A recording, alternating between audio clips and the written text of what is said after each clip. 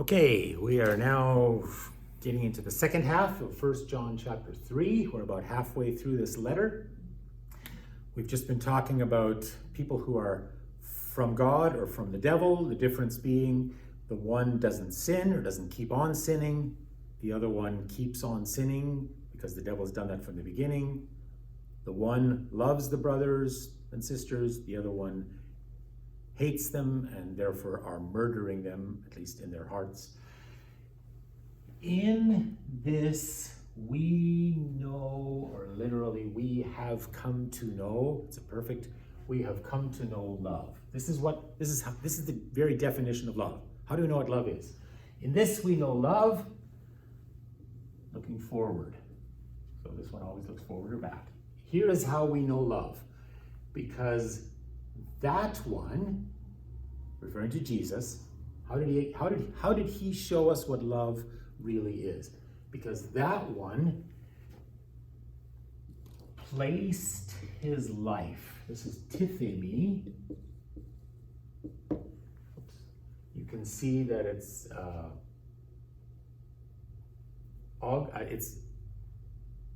unreduplicated, so that's an aorist form. It's a kappa aorist, that's why the K, and then there's the augment. So he placed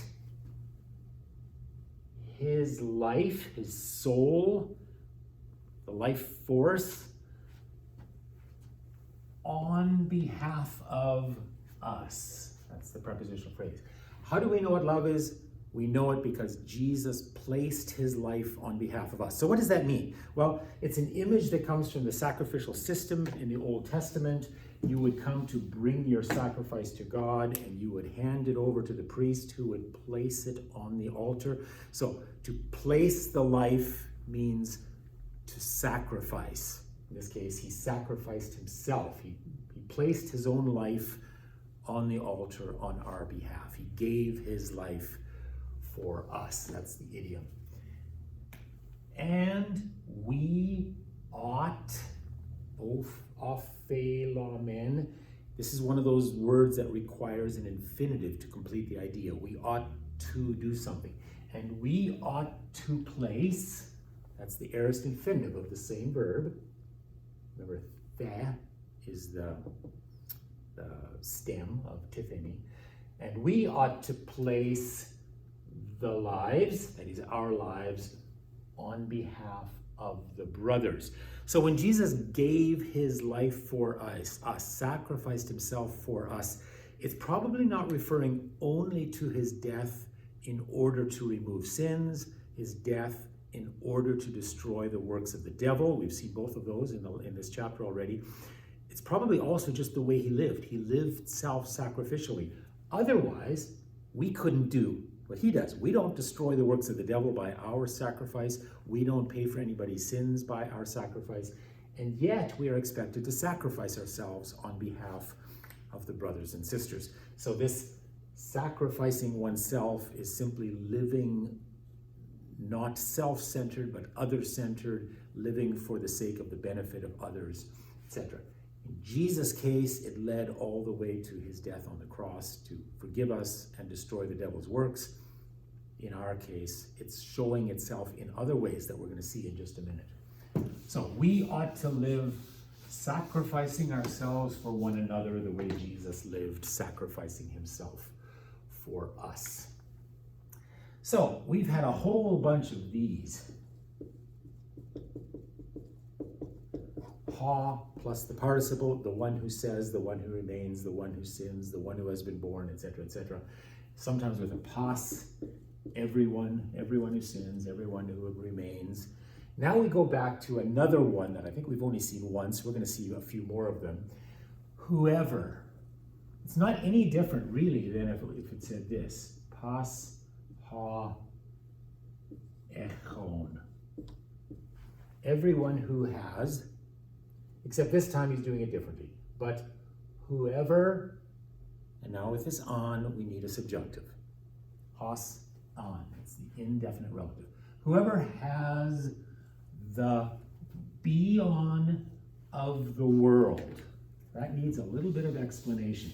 So the word world here doesn't have the same negative connotation that it had before when it's about worldliness and the wrong values, the principles of the world. This just means earthly. Bios, the normal meaning for bios is life. We get the word biology from it. So whoever has the life of the world would be a literal translation, but it's actually an expression. It's that which is necessary for sustaining life on this earth. It's the stuff by which we live. It will be food and clothing and shelter, for example. Whoever has the bios of the world, the necessities of life. And, so now this hos on is going to take on a second subjunctive. Whoever has the bios and sees. It's actually going to have a third one yet too. And sees the brother of him having a need. Okay. Whoever has the stuff, sees the need, and then does this. So there's three different subjunctives coming after this hos on. Whoever has the stuff of the life, livelihood, means of livelihood, and sees, theorel, subjunctive, the brother of him having. So this is then a participle agreeing with adelphon. It's an adverbial participle because it's not preceded by a definite article the way the noun does. It's referring to the brother having, but it's related more to the main verb. He sees the having, or he sees that he has. He sees his brother having a need, and then he does this. So this is from, oh boy. I'm doing this from memory, so check your vocabulary list in case I'm getting it wrong. I think the verb is klio, but in any case, it's the word for to close, to shut, and closes his splanchna. It's not only hard to pronounce, but it's a different, what we call psychological physiology. I'll talk about that in just a second. Closes his splanchna from him, or over against him. So he has the stuff, he sees the need, but he shuts him out. He closes the splanchna from him. So what's a splanchna? Actually, we get the word spleen from that in English. In any language or in any culture, you associate certain bodily functions or bodily parts with different psychological functions as well. We imagine that the head is where you think, and the heart is where you feel, and the stomach is where you feel stress or something like that. They did things a little bit differently. For them, the heart was where you prioritize and make decisions. The spleen or the gut, that's where you feel. That's where you feel compassion. That's where you, so if you close off your emotional caring for him, shuts his spleen would be the literal translation, but of course it means doesn't care. So whoever has the stuff, sees the need, shuts him out, shuts off any caring that he might have had. And then instead of saying what that is, he says, well, that person is certainly doing something wrong. He doesn't announce what the conclusion is. He leaves it as a rhetorical question. So let's just read the question. Pos, how? It's a question word because of the accent. But if you just said, this is how it goes, then you would use pos without an accent. But if you make a question out of it, how does the love of God remain in him? Question mark. So it's a rhetorical question. How in the world could that be an expression of loving God? You don't have God's love, or not only loving God, but having God's love residing in you in order to be able to share it with others. So how can you possibly claim to have God's love in you if you've got the stuff, see the need, and shut out the person because you don't care? So, how did Jesus express his love for us? Self-sacrificial living, destroying the works of the devil, removing our sin. How do we express love for one another? Sharing concretely with the people who have a need. Children, let's not love by word. That's that dative of in, with, or by means of just words. Let's not just talk about it. So what kind of a subjunctive is this? Actually, first of all, you can't tell it's subjunctive by this omega because it's an alpha contract and it would have shown up that way even if it was indicative. But the may tells you it's not indicative. So, let's love, let us love, hortatory subjunctive. When you put a may in front, it's still a hortatory subjunctive. Let's not love. Of course, we're supposed to love. You just say, let's not love this way, let's love this way. Let's not love by word and also not by tongue, but rather in work and truth. So let's not just claim to love. Let's not just talk about love, but let's actually love by doing something concrete in work and make it a true expression of love and in truth. So this N governs two different dative direct objects. All right, we're going to do one more screen yet on this video. And in this, we know that we are ektes aletheos. We've already been told that we're ek to theou, we're out of God, we come from God. Now we're out of the truth, living in accordance with the truth, motivated by the truth. In this, we know that we are motivated by the truth. Now, I think this time he's working backwards. And that's how we know. How do we know? Well, we're not just talking about it. We're not just claiming it. We're actually doing it. We're doing it in deed and in truth. We're seeing the need. We know that we have something to give. And so we supply open-heartedly and open-handedly. And that's how we know that we are of the truth. And that is also how we will persuade. This is the word peitho,